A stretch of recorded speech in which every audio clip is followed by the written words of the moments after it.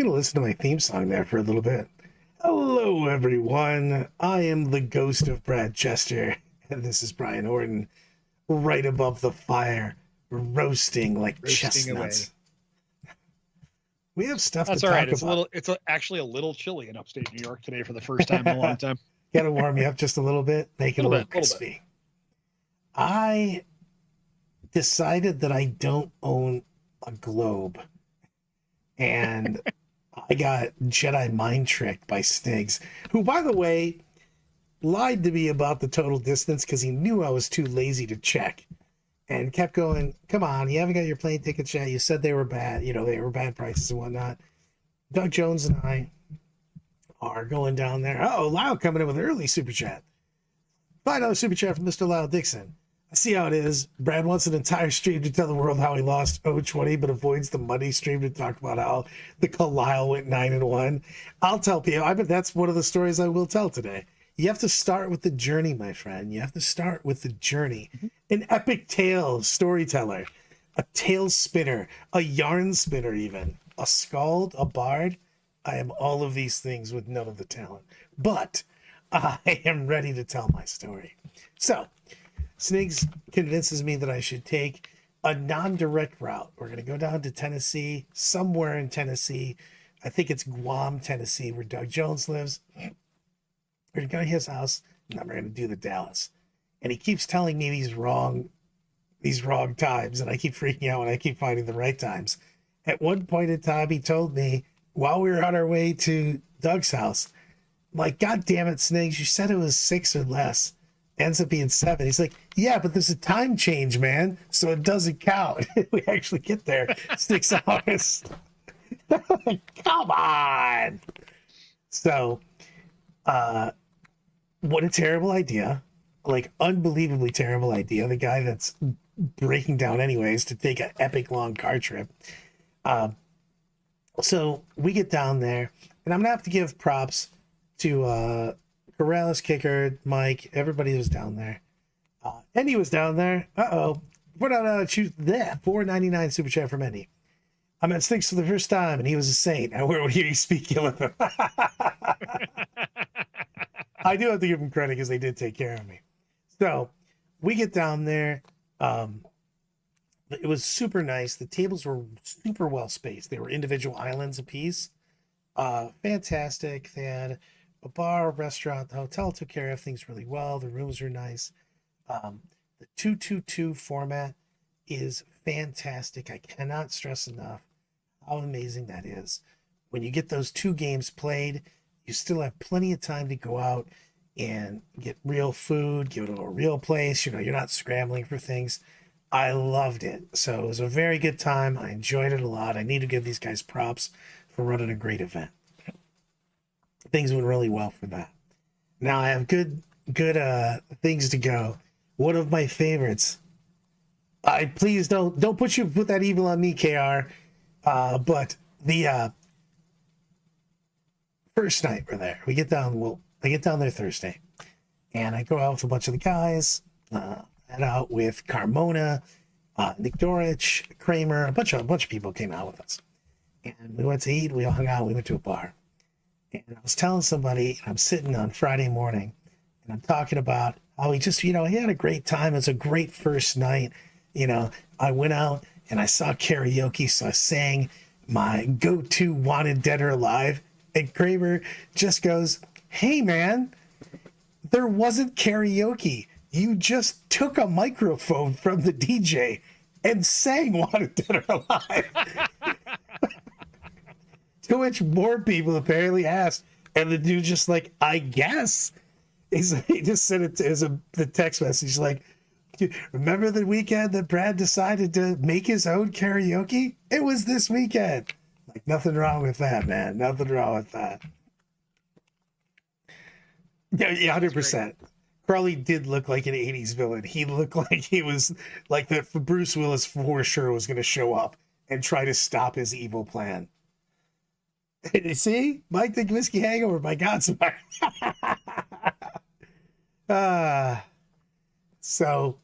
But the event, we had a great time. I like the location quite a bit. You know what I mean? If he moves into the same hall, it's the it's the biggest thing.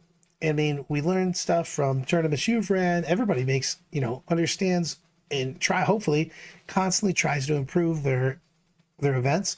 But I always like to give props when props are due. A lot of people bitch about, this or this, but when you do a good job, you should be rewarded. And I really, really enjoyed the space and the 2-2-2 format. Those are my favorite things there. As for someone that goes for the experience more than just a play, 2-2-2 is just so nice. And not having people right up on top of you was fantastic. You know what I mean? So I hope that they keep it as big as before. I'm a big fan of at least on one of the days, having 2 rounds outside of Sunday, obviously, just so you can have that experience, the time with your buddies, the time with the people you only see at events. And that's 80% of the reason most of us go. And that's the thing is you did that out of Salt City. And I love the format. It was like literally Saturday night.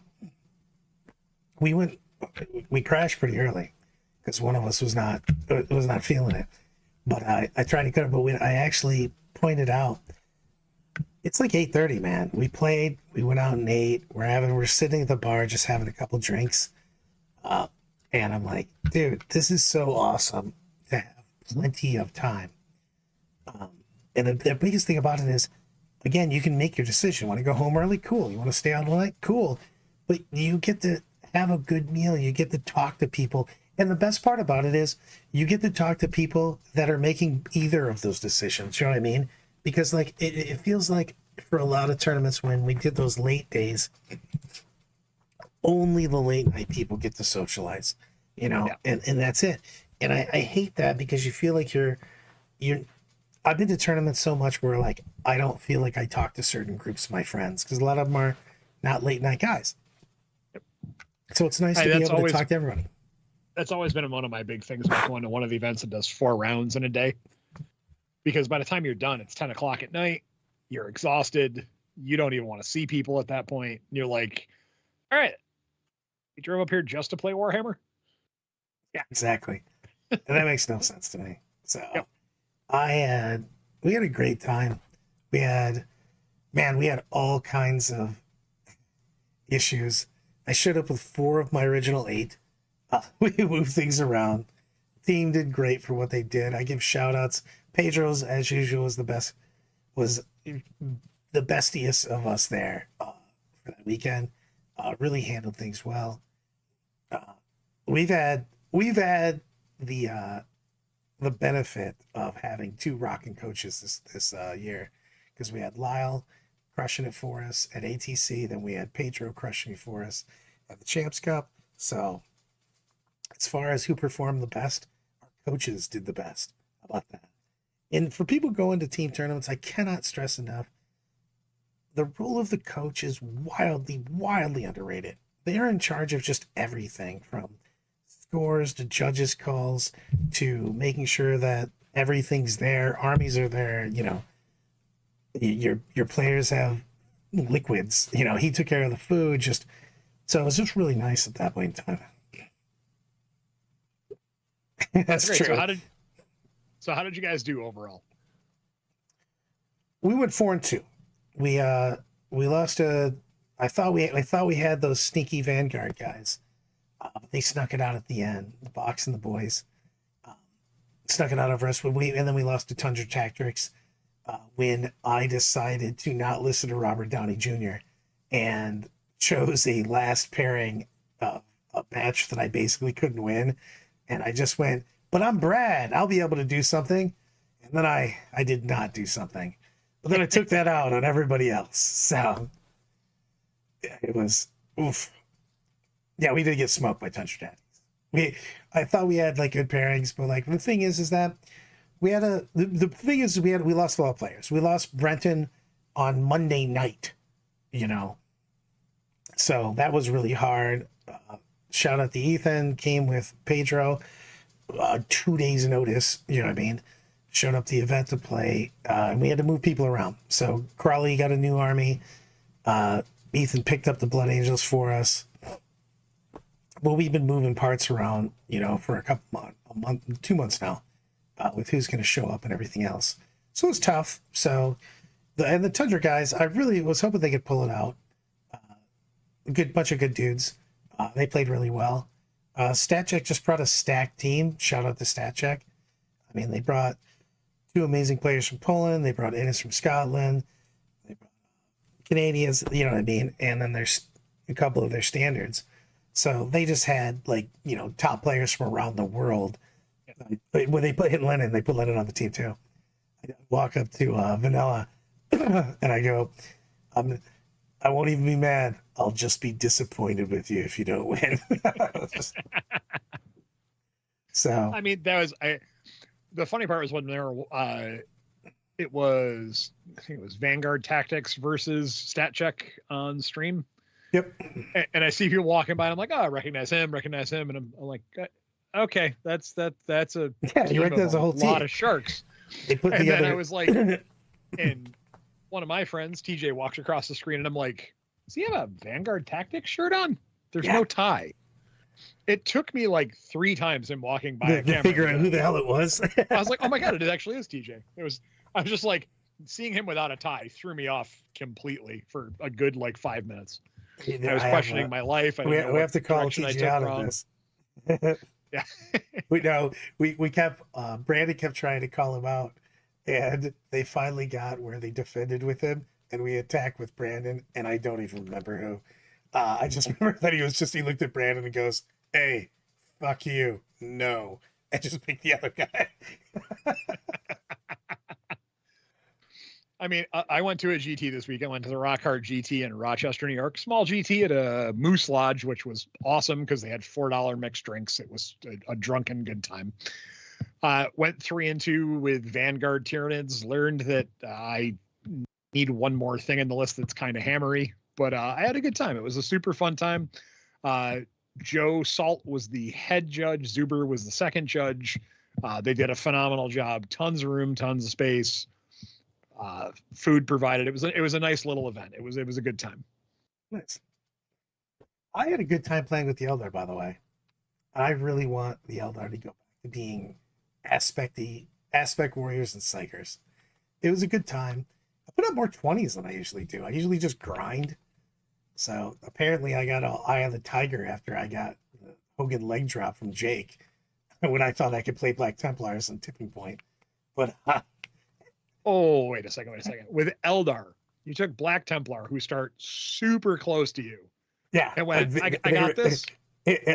Also, I plague all Bright Lance Eldar. And I said, I have this. I walked up and they were like, are you just taking one for the team or do you think you can win? I'm like, I got this. I'm going to play an 80s montage video. And apparently he attacked me while I was still trying to run in Russia in the barn. He got me before I was ready. I was like, you pushed play on the best around and it didn't get past the click, is what you're saying? Yes. I made a mistake on that. You know what I mean? And I told him, I told Eric, I congratulate him. I just made a fuck up.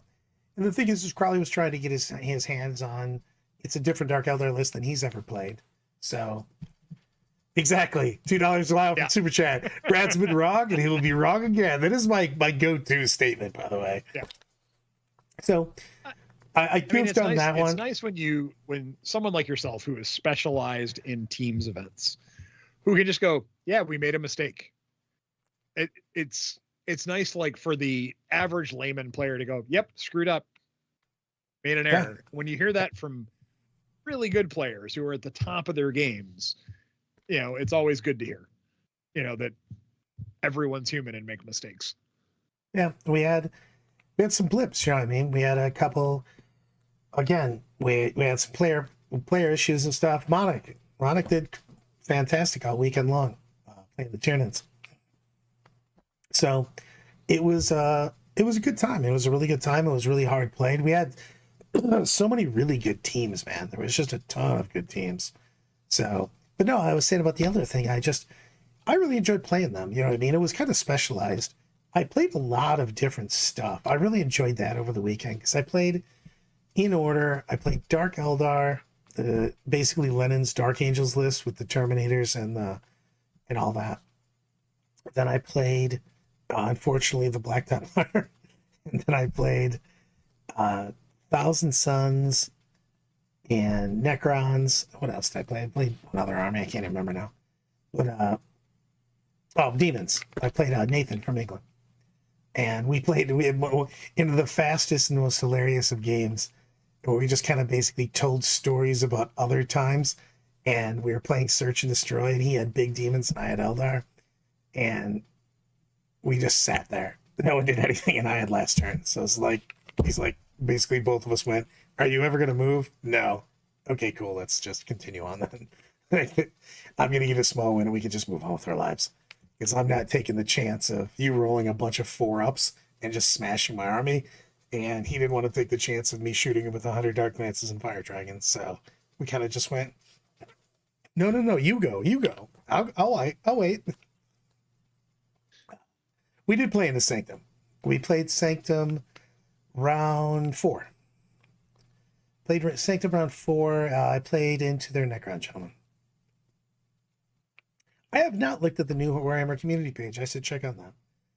This week, I have decided I decided to take a spirit journey. I went on a journey of soul searching, mainly because I just got really, really sick and my temperature was somewhere between boiling an egg and the sun. So I was a little ludicrous on where I was going with things. So yeah, it was good times though. And I say this all the time. You always have to maintain a balance between bringing the best thing and bringing the super fun thing. It has to be both for you to have a good time, and that's really my opinion on that. Yeah.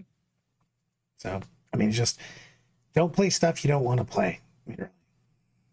It's a real thing. That's a huge thing. I played a unit that I was unsure on playing because I just hadn't used it yet, and I was like, "Oh, all right, it's all right." It's not exactly what I wanted it to be, but it was fun. And the thing is there's a lot of things that are competitive right now. You saw like a decent. What I really like about 8-mans is you get to see a lot more armies. There was a lot of armies that were universally taken, but almost every team had a little bit different skew on it. The 8-man, and I like that quite a bit. It's obviously significantly harder for TOs and teams to field 8-man teams and to take care of 8-man teams, but I just like it a lot. The pairings are much more dicey. It's its own game with an 8-man, and I love everything about it. Yeah. Hopefully we can keep going and make more and more 8-mans happen. Absolutely. I'm looking forward because we got the first 5-man coming with away games to Rochester, New York in June, with the Rochester Wargaming Club doing some nice work out there, which I played at this weekend, was one of their events. Great group of guys. It's going to be nice to see that come around. I'm trying to figure out how to do an 8-man in upstate New York. Problem is venue size, because I like having, as you said, no nuts to butts. So that's kind of part of the issue that I'm running into, is just finding the right venue for it. But it's going to be, it's something I'm looking forward to. I'm trying to pull it off. It's just always trying to find the balance of how can I do this and not lose money. Yeah. They had 56 teams at the Champs Cup. Yeah. It was impressive. Yeah, I mean, there's a lot of people. Yeah, FLG's got a little deeper of a pocket than me. Yeah. I mean, yes, 100%. I'm just saying that I was impressed by the sheer amount of teams that made it. Also, I was really happy with, like, the community really supported people getting people. You know what I mean? When people had drops and stuff like that, people were just like, there was people just willing to jump in at a moment's notice. So yeah, that's great. And Texas has a hell of a player base. Yes. They brought the pain on that. It was really nice. You know what I mean? As always, Texas guys are hilarious on that. So they had a ton of stuff on that. I don't mind how anybody brings a team. I prefer teams showing up as a team. You know what I mean? But I can't say anything about that because I've merked on so many other teams. You know what I mean? I have nothing bad to say about that. It's it's tough when, somebody obviously forms a super team. You know what I mean? So, but it is what it is. I like people showing up with their actual group. But like as we get more and more of these big things and people are willing to travel more and more, you're going to see more of that. Yep, you're gonna. I think teams will become probably just as popular as singles over the next 2 years. I think we'll start having equal amounts of events on the GT scale, not on the weekend at Bernie's scale. Right. We had a ton of stuff. Like, I mean, in Europe, they have just a huge amount of big events for teams. Yep. Yeah. So what are you doing next, Brad? What's your next event that you're going to? I don't know, to be honest with you. Money and health and stuff. I don't know if I want to travel for the rest of the year unless it's something very, very close. I had things. I will tell you some things about that. So yeah, money issues, health issues, are gonna curb a lot of my travel. You know what I mean? Well, of course, I'm being a masochist. I am going to another GT this weekend. Another small one. I enjoy going to the smaller GTs because I don't care that much about winning as much anymore, but I care about seeing friends and hanging out. So going to a little one, War on the Shores in Erie, Pennsylvania. Good group of guys, small GT, playing Crusher Stampede for a change of pace. Hopefully I'll do better than I did this weekend, but at the same time, I'd be content to go 3-2 with it again, seeing I'll have like 2 games within it before I go there. Just have to yell myself out, as Taylor said. He's on the 40K Lorecast. I got to go 35th, by the way, dude. In all podcasts. Really? Yeah. Nice. I don't know what the hell happened. I mean, you put out a quality product and people find it. And then they tell somebody else about a quality product and it just passes via word of mouth, which is great. Yeah, I was just super excited about it. It was passing as all tournaments. I was passing around my cards and different paraphernalia for the Lorecast. But man, the Discords inching closer to 2,000. I think it's at 16 right now. Really like that. We've been getting, 30,000 downloads a day now. It's crazy. Space Marine 2 is really upping the mojo on this quite a bit. You know what I mean? Oh, absolutely. Space Marine 2 is, I can say, as being a retailer, has been great because we've seen a lot of new players just come in interested. And Games Workshop has done a nice job with this edition where there's a fairly affordable hop-in point starter set where 2 guys can split it and have a good game. And with Space Marine 2 having, Tyranids in it as well, it's been a nice spot. And people go, oh, I saw that model in the game and, want to try it out. And I've probably taught a dozen people how to assemble and start models this week. So it's been great. Love it. I want to go to the wall real quick because they were saying that Joe is losing a lot of not losing, but not getting as many views for the teams. And I wonder on that because people are talking about what they want to see and stuff like that. Myself, I do look for, I don't watch a ton. I obviously look for people that I know, you know what I mean? But if I was just going to watch a game with strangers, I'd want a match that I want to see more so than anything else. You know what I mean? Basically interesting armies going against each other. If somebody's got a Bane Blade, if somebody's bringing out big stuff, those are the games that I want to see, skewery matchups. The thing that I would love, I think a lot more GT should do when they're promoting for the stream. First round, try and get 2 really pretty armies versus each other that fit fluff wise and have them go at it. And then in your next round, kind of take a look at all the pretty armies and put really attractive, pretty armies on stream because yes, so that. Much. Yes. Yeah. I have to give it out, man. There was some just beautiful armies that people had. So really good looking shit, even at the champs. And I was wondering sometimes when people are traveling, especially at bigger team events, because a lot of times people are bringing their their other stuff. You know what I mean? Because they're not playing their main army that they paint and stuff like that. But there was some beautiful armies there, and we were talking about it. I don't know, a week or so ago. Time is meaningless to me. So, but I just think that for whatever reason, whether it's skill, we talked to Corey and said a bunch of stuff about this. For whatever reason, be it, the gear is better now and shit like that. But like, there's just a lot of armies out there that just look better. You know what I mean? I think even the average army just looks better than it used to. So. Oh, absolutely. The amount of armies that have gone from, I'm going to go with mid 8th edition, where 3 airbrush colors and hey, look, it's painted. You don't see quite as many of those anymore. You're starting to see people like, yeah, I started with that and now I've progressed to here. And I hear it all the time from people because we do paint judging at all my events. How do I get my army to look better? I want it to look like his. I want it to get there. And you can, help them out with the basics and explain some stuff. Refer them to some absolutely beautiful mini painters who have great YouTube tutorials and Patreons, and, just help them out. And the community does such a better job now helping out and lending and saying, hey, this is what you can do. This is what I do. This is a technique I use.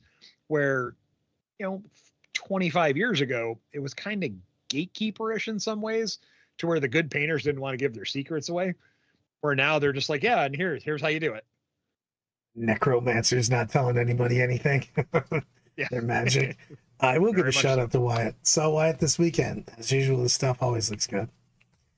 So, there's some really good painters out there.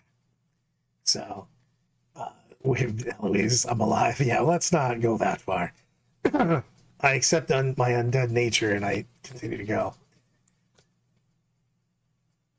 Yeah, it's like, I do agree. This week, I'm like playing with stuff that's like heavily converted upcoming. This is one of my Screamer Killer Carnifexes. So just a standard Carnifex, but Moloch mouth, green stuff sculpted, lots of different little bits and arms and changes, a little bit of body change, things that I enjoy. And I think we're seeing a lot more of that hobby enjoyment in our hobby, and especially on the tabletop at events. We do need a Brandon proof of life. We think you've stolen him. I kept giving him shit because he didn't bring his army, because they are in the middle of moving all of their belongings to Nova Scotia. And he goes, I've said this so many times in chat, Brad. And then he paused and went, you've never looked ever. I go, not even once. If you're sending me something in a giant group chat, you might as well just go outside and yell it out the door. That's about the same chances I'm going to get. When Eloise and him were driving through New York, they were like, oh yeah, we're just outside of Albany. How far is that from you, Brian? And I'm like, I don't know, an hour and 45 minutes. And they were like, New York's really big, isn't it? And I'm like, yeah, it's kind of large. But yeah, man, I really love that. I got to give a shout out to the DOG team. Came with me. We dealt with a lot of ups and downs, bumps, and then they went to Michigan GT and performed super well, smashing it out. I was excited about that. I have we're gonna put something up, because I do want to put up. I gotta move your head over. By all means. I gotta scooch you over, because I'm going to put up the stats for the weekend up real quick, because I want to point out to something. Because one of the things is, Space Wolves, for instance, did super well win percentage over the weekend. We had a shit ton of people, of course, playing in different team events. So what does that mean for that particular win rate? Or is it one of the things of... I thought he kept the team's win rates out of this. He does. That's what my point on that was. I think that the Space Wolves don't close it out as usual. They wanted a 62% rate. You know what I mean?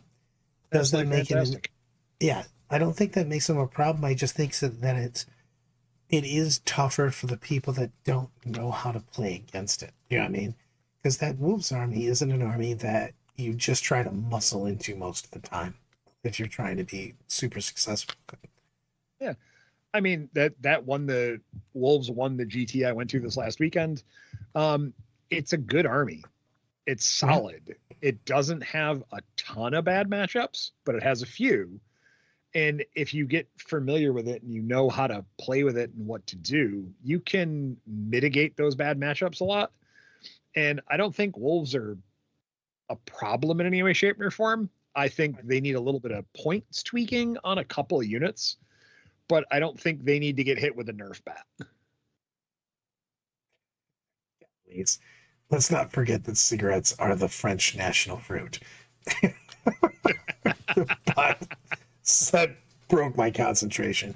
But I think that they can suffer from a lot the from just terrain itself. You know, you can moon block the shit out of them. Oh, probably $2 super chat. Hey Brad, Brandon bought my army. Go blue. That was so blue. That was so blue. I was like, I didn't even know you liked blue that much. I mean, I don't think, in all honesty, I think all we're going to see in this next data slate change is some bringing up of some of the lower armies. I think that's going to be the main focus. And you'll probably see minor point tweaks to the top. And I Sure, mean but minor. Like, that makes a big difference though, because we'll look at the Tau in a moment. But the one of the biggest things about this is small changes ripple down, especially absolutely. when you're raising other people up.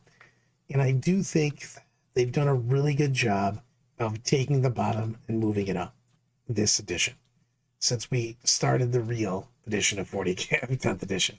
So I feel they've done really well with, you know, making those armies that were at the cellar dwellers and putting them up. So, but now that I don't know what it's supposed to be right now. Are we just, is it I just a, think this is just points this time. They said unless there was a glaring problem, which I don't think there's anything that's glaring. It's just going to be a points update.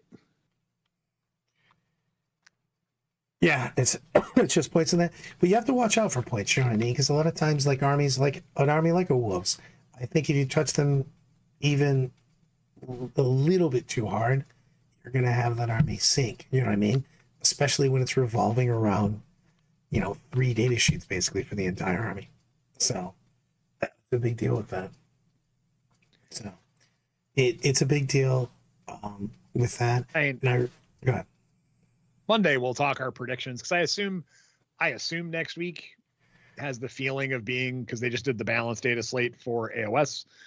I assume we're going to see the points adjustment or whatever they decide to call it when they drop it here. I would assume we're going to see that next week. Yeah, I was kind of thinking that we might actually have gotten it today, to be honest with you. So No, I think it's next week. I could see that though. Yeah, I mean, once they had the big events that were over. So, Emperor's Children October 5th. I'll do that. Are we getting Fulgrim? That's all I want to know. Are we getting Fulgrim? Also, I'm going to give Butters a shout out. Butters randomly went 4-1. I don't understand what happened. He usually wanders off sometime during the tournament. So I was just so impressed with 4-1. Well, what was Butter's plan? I don't know, to be honest with you. I just know he went 4-1. So, yeah. Look at St. Catherine. We'll do that prediction on Monday, but Catherine will be my lock on something that's going to get point changed. Speaking of that, Sisters showed up with a 55%. I think they're fantastic. Oh, they're an amazing army. If you don't know how to play against Sisters and you try to trade with them, you're going to be sad. And you just have to understand how the army works, how to function against it, or you could get caught off guard. I mean, they're so good. I mean, and they're back to back with the win percentage. Both them and Thousand Suns, I believe both of them play the same, but they play in a similar, as in a really, really good player gets so much more out of their top, and the bottom can fall off against either one. Yeah, I mean, it's super crazy. I really like the fact that we're seeing some more people play the Hallowed and stuff like that. I think Hallowed's amazing. Mm-hmm. We had Austin playing that over the weekend. They have so many tricks. It's fantastic on that. So the Tyranids, I think Tyranids are just doing well. You know, I love that Crusher Stampede again was another 0 to hero army. Are they the best in the universe? No, but were they literally considered a nothing, like they weren't even a detachment, and now they're legit. Also, Corey, no one has better comments that I can never say out loud on the stream.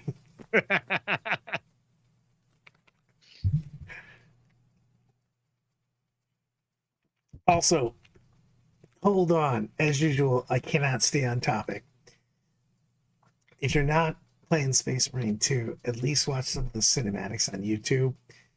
I'm usually not super Imperial Homer, but man, the speech the Cadian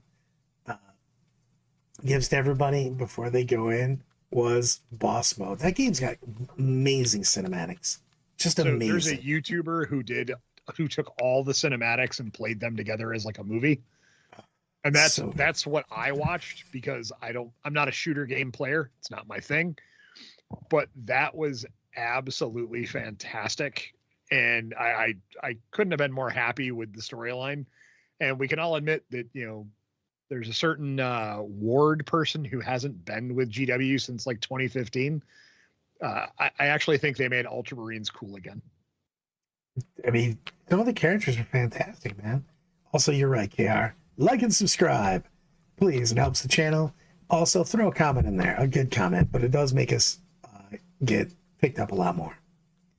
So look at this, just watch the YouTube thing about it. It's the cinematics and the storyline, great arc. The cinematics are fantastic. I put one up last week, but man, it looks super, super cool. Oh, 100%.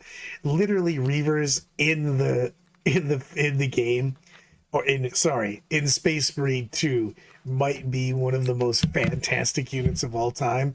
And then you look at their stats on the table and just go, I will never play you guys. If they cost 30 points for a squad, I still am not 100% sure I would bring the squad right now. They'd make the list then. They would make the list then.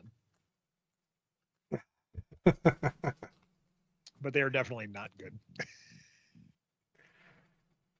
It's really short. It's true. Brad being short is an acceptable comment, always. Very true, also. I do like when people meet me for the first time and they think that maybe I was just joking about my height, and then they see me and go, oh, you are not tall. Yes. All of the things.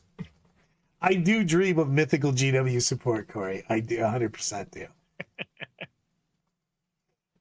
So, all of the things, some of the stuff. Hey, some people haven't seen me, Eloise. They get taken aback. Taller than Kicker? I don't know if I'm taller than Kicker. He's just really thin. I have a picture of you and Kicker next to each other somewhere in my stuff. Yeah, he's not Diesel in it either, but I'm pretty sure he's taller than me. He's just really small. Yeah, he's a very narrow man. Yeah. So although he does run marathons. I was just about to say, he runs marathons and stuff. Athletics. Oh God, can you imagine lugging my bitch ass around trying to do a marathon? No. I could picture us going, it's a marathon, and us going, of drinking 26 drinks. Exactly. I'll marathon with you. So I guess we should dip back over to this lovely chart you have over here. Yeah. Chaos Demons. Yeah, Chaos Demons keep jumping up. I think that the army's got a lot of play, man. You know what I mean? That's an army that has a lot of play in. I think that they're going to continue to find. I feel that they haven't found their final form. Yeah, I mean, Nope. so I think they're getting close though. Like somebody put Tubby down against me this weekend, and I went, "Oh, I can't kill you, so you just stay over there. That's your objective." Move away, sir. How would I balance Codex Marines versus the other chat? You got to give them. I'm gonna get separate point costs. Separate goddamn books. The books have to be so reliant to themselves. You can't. While everything's tied into one big book, you're never gonna get good parity with it because they showed you with Imperial Agents how to do it. 100%. I hope that's what they continue to do. These are the points for Space Marines in Blood Angels. This is the points for Space Marines in Black Templar, so on and so forth. And once you do that, you can fix and balance it without a problem. Brett is legitimately, I think, an actual foot taller than me. I think he's 6'6", isn't he? He's just big. So he's barely in the frame with me. Imperial Knights, I'm just going to leave that. The Imperial Knights are where they are. The problem with Imperial Knights is they're such a skew army that I think that they're going to ride that wild, when they're too good, they're too good. When they're bad, they're really bad. You know what I mean? Yep. So I think it's a really hard army to balance. And League of Votan's fine. League of Votan needs a damn codex. It just needs more data sheets, period. Or you're just going to see a lot of the thing. Yep. And I think Blood Angels, because they're getting their new book, are just fine. Their new book looks solid. I think it'll be a different list, but a similar play style. Agreed on that. It's just, we'll see. I refused to deep dive it before we went down because I knew if I read into it too much and then played in a tournament where I was originally going to play the Blood Angels, I'm like, no chance. You know what I mean? I'm not crossing the streams, baby. So we're not doing that. World Leaders are going to be World Leaders, man. I love that everybody way back, not even way back, whatever the last data sheet was, just went, World Leaders are unplayable, and then everybody took like a week off and then just went, oh, it's the same army, cool, and I just kept playing it. Like nothing changed pretty much. Yep. So yes, and I loan up also. Tau will be Tau.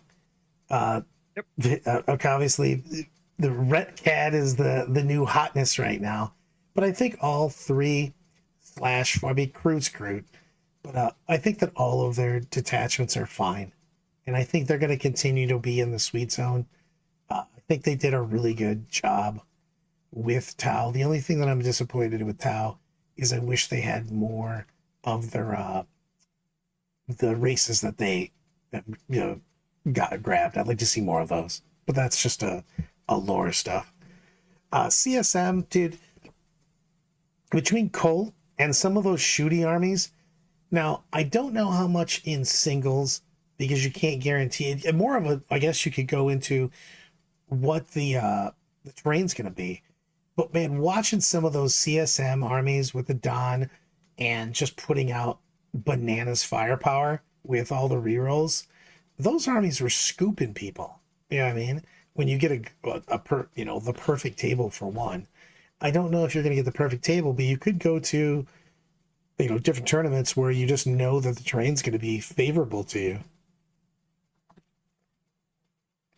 Yeah, I mean, and that Chaos Cult detachment that many people said was the worst when that book came out, that thing keeps winning at the 65% range on a continuous basis. That seems a bit much. Yeah, it is. It's has tough on that. So I think that the army can gun people down. Oh, screw you, Carrie. Inside X army will be X army. Yeah, just certain things are going to be there until they get more. Like Votan, until Votan just gets more data sheets, you can only be so creative with Votan, for instance. You know what I mean? So, Dark Angels, I think that most of that's going to be which it is, going to be Gladius with 3 Deathwing Knights. I hope they don't touch that, to be honest with you, because Dark Angels came out of the box as a sneaky turd. Yeah, Yep. it was not great. And they made these things, I don't think they're oppressive at all. I think it's just a really good army, you know, with what they made out of that, you know. So I actually like where they're at. So I haven't even looked at the Siege House, man. I think that CSM literally hasn't even scratched the surface of how good they could be. So Crons again, it's another army that like was fantastic. Hypercrypt, I think they hit Canoptic a little too hard, and then everybody just kind of went, nah. And if you were playing something that was standard in Canoptic, you just went to Awaken, and Hypercrypt gonna be Hypercrypt. I mean, being able to bounce around, and you've seen what I like about Necrons right now is you've seen a lot of different versions of it, even in Hypercrypt. You know what I mean? Silent King, bunch of Catans, double monolith, huge warrior blocks, MSU Necrons. You know, there's a shit ton of ways you can play Necrons, and I think that it just took them a little while to kind of figure out, you know, you can play those and all of them win at about 50%, and I like that quite a bit. Yep. AC/DC will probably be bad touched again, probably, to be honest with you. So Necrons are significantly better if you just randomly play the rules however you want to play the rules, which is what Kyle did with them. So all of the stuff. So all of the things. Orcs, I really still like Orcs quite a bit. I do think Orcs need to get touched in points. I think they probably hit them a little bit too hard. I still really like my Warlord quite a bit. IG did really well in teams again. If IG can choose a board, man, that's a gross army. Bully Grins are still Bully Grins. Having all those drops, you know, is really nasty. The 15-man Scion squad is ridiculous with 700 special weapons. Jesus, that thing's nuts. And GSC, I think, is starting to gain some traction. And this did really well with that crazy vehicle army. He basically spammed every vehicle you could possibly take. Yep.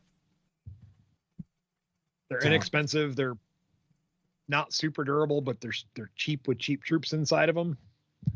You know, it's not bad. Yeah. Eldari, Battle Host is going to be Battle Host. I'm looking forward to having more focus on, like I said, aspects and psychers, as opposed to just a tank army that has elves inside of it. Drukhari's fine. Their win rate is so nuts though. Sometimes it's 58%, sometimes it's 40. You know what I mean? It's pretty crazy. Templars, Templars is gonna be Templars, baby. I do think that 100 Templar army, you know, you put some scouts and other nonsense in the back to box out your back. It's hard to deal with. You know what I mean? Especially on certain matches. Custos are in a bad spot.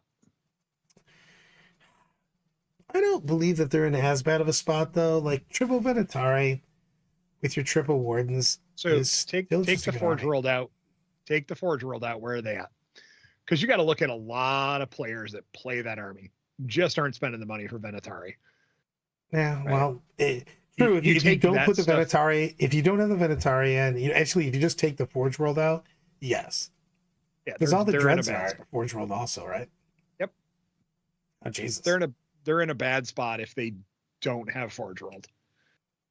And if you start seeing them legend anything from Forge World for them, it's going to be rough. Just straight up honest. Yeah. Well, they don't have enough data sheets anyways, you know what I mean? In the book, hell, there's hardly anything in just the book then. I was thinking half the stuff that you see is almost all Forge World. The dreads, like Jeremy Stan brought the all Dreadnought list and did really well with it in teams twice now. So he just put the big dick on it. And then I've seen obviously the triple Venatari list with the triple Wardens has done very well, especially in teams, because you can just put it on. Yeah, I mean, Tiara, the problem with it is the no mains probably do need to be lowered, but at that point in time, you end up putting so many sisters in that you should just be playing sisters with better rules. You know what I mean? So it's hard on that one. Almost like we have too many factions. I don't mind that we have so many factions. I just would like some of the factions to be a little bit distinct in what they can do. I'd rather see more people have more power and a weakness, which is again why you have to pull books and be separate from other people. Keywords, I'm not a huge ally fan. I never have been. So I'm waiting to see how Agents of the Imperium slowly transforms things. We'll see how that goes. Yeah, it's one of the things where you can't make the coolest versions of armies because they can then be abused by someone else taking those models, or you know what I mean, and doing things with them. You just have to be people. You have to be solo books. It's just, that's my opinion. You know what I mean? And also I'm clouded on that because that's how it was for a very long time. So it just made it was a simpler time. But it is what it is. Marines aren't Marines. I mean, play one of one of the Signum books. But Agents doesn't exist yet. Chaos Knights, I'm still surprised at how badly the Chaos Knights have been doing since the they're just not it. For people who like playing Knights, Imperial Knights are just better. Yeah. I mean, you're not wrong. I mean, it just feels like, man. AdMech, I still just think that they should take away the points nerfs they gave them. Because they gave them, again, they gave them the upgrades, but then they gave them point nerfs. Just leave them alone, man. You know what I mean? I feel that they'd be fine. Agreed. Agreed on the fact that they have to fix the faction mechanics for GSC. I still think it has some plays, you know what I mean? For sure. So let's promote some stuff, brother. Absolutely. So we have coming up Du Bois GT in Rochester, New York in November. If you're not going to Warhammer World and want to come play in a drinking event where Warhammer happens, check out DuBoisGT.com. 40K Lorecast. Or as it's known, the Lore, exactly. I love it. He puts up already. Lore Cats, ho! I will drop a link to the Discord in here. It's been going really well. I love the conversations that we have going on in that, because we've got a little bit of everything in there, and I just enjoy it. It's one of my, I mean, I'm shamelessly promoting myself, but like, I do love the Discord quite a bit. Because the Discord gets as random as I am, so that makes me happy also. So I love everything about that. Exactly, KR. Drinking? I'm in. So Google the 40K cats. But man, it's been great. Right about the time I passed the Kelseys on the charts, I was like, what is happening right now? All of the things, some of the time. So thanks everybody for hanging out with us tonight. I wanted to come out and talk about the tournament. I want to talk about Brian's tournament. I want to talk about the fact that we've got Du Bois coming up. And I'm trying to think if there's another tournament that I've been going to longer. I mean, Adepticon's been around a hair longer, so probably Adepticon. Okay. So I've been going to since you were at the college. Yep. That's a hot minute. So that's been a hot minute. Yeah. Back in the day. But with that, let's Queens wave ourselves out of here. Enjoy hanging out with everybody. And until the next time.